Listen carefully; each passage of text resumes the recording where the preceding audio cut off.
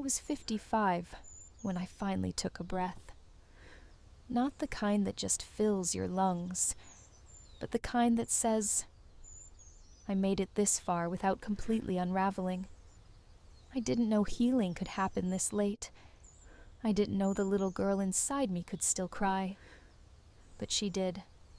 And I let her. Because for most of my life, I lived in the echo of a man who never learned how to love.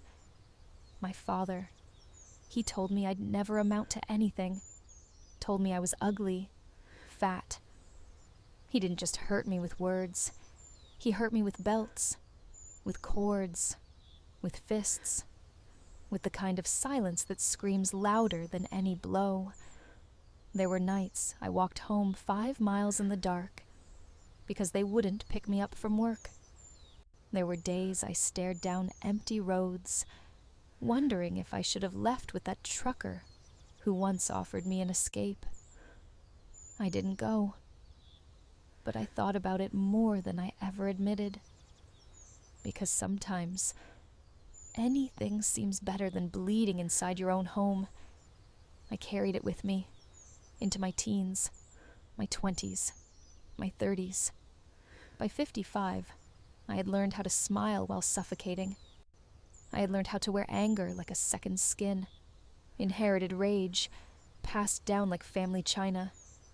My father shouldn't have had kids, but he did, and the damage was done. Then one morning, I looked in the mirror, and I saw her, the little girl I'd left behind, still flinching, still waiting to be chosen, still hoping one day she'd matter. And I couldn't lie to her anymore. I whispered, I can't do this like this anymore. Not to anyone, just to the silence. Healing didn't come in a flash of light.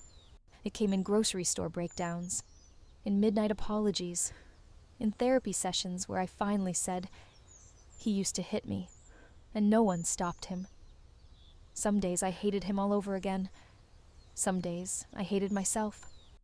Some days I couldn't tell the difference.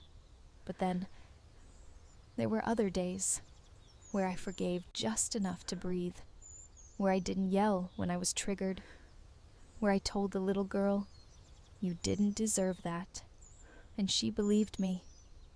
People think healing is a straight line, but it's not. It's a jagged road, full of mirrors, flashbacks, landmines, and grace. Some days I rise with clarity. Some days I collapse under memory. But every day I try, because I'm tired of carrying him, tired of carrying his voice, tired of carrying pain that was never mine to begin with. I don't forgive him because he deserves it. I forgive him because I do.